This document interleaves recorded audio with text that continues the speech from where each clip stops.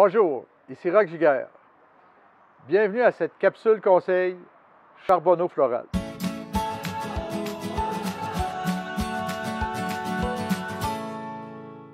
Le combat contre les insectes et les maladies.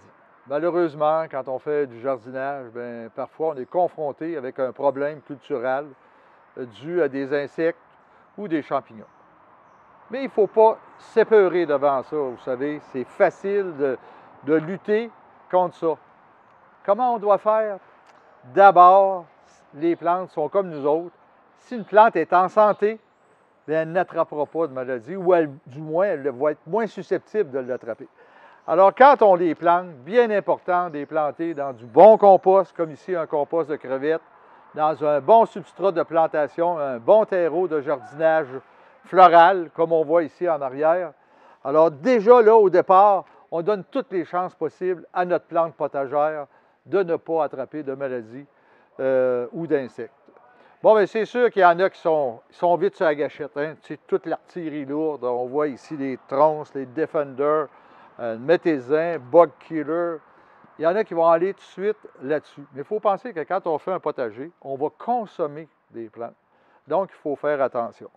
Alors, on va travailler tout doucement. Alors, si on fait notre potager, si on fait même un petit pot, on va mettre des plantes qui vont, on va appeler ça des plantes répulsives, c'est-à-dire des plantes qui vont éloigner les insectes. Ici, on a un géranium odorant.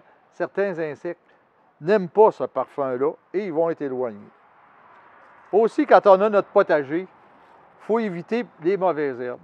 C'est bien important de désherber, d'enlever les mauvaises herbes. Pas juste parce que ce n'est pas décoratif ou que le pissenlit n'est pas très beau. C'est à cause que les insectes vont y aller et vont aller surtout dans les feuilles mortes.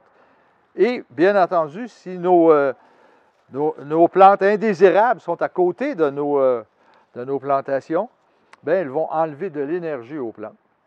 Bon, ici, j'ai un beau cocombe, hein, vous voyez. Bien là, on voit qu'il y a une feuille ici qui semble affectée. Bon, mais il faut toujours penser que des fois, il y a des signes qui font paraître qu'il y a une maladie, mais finalement, il n'y en a pas. Bon, bien, c'est le soleil ici qui a brûlé la feuille. Alors, je ne sais pas si vous voyez, avant de diagnostiquer une maladie, avant de prendre l'artillerie lourde, il faut être très systématique puis regarder bien comme il faut. En plus, quand on fait la taille, j'ai un beau sécateur nœud ici, mais bien souvent, votre sécateur va être plutôt comme ça, un peu rouillé.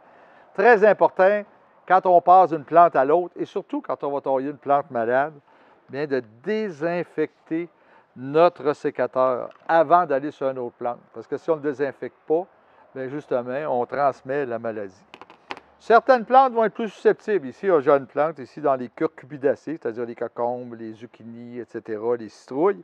Et bien ici, l'odium, le blanc, cette plante-là est susceptible à ça. Alors le blanc, finalement, on va l'avoir au mois d'août, ça fait partie de la plante, on la laisse aller, on va avoir pareil les légumes. Alors vous voyez, c'est très facile, c'est pas épeurant, il s'agit d'utiliser les bonnes choses, un bon terreau, une bonne fertilisation, des plantes répulsives, puis on n'aura pas de champignons, puis on n'aura pas d'insectes. Et en même temps, on va protéger les pollinisateurs, parce que si on met des produits qui sont très dangereux, bien, nos pollinisateurs ne pourront pas aller polliniser nos fleurs. C'était Roch Giguère. Bon jardinage.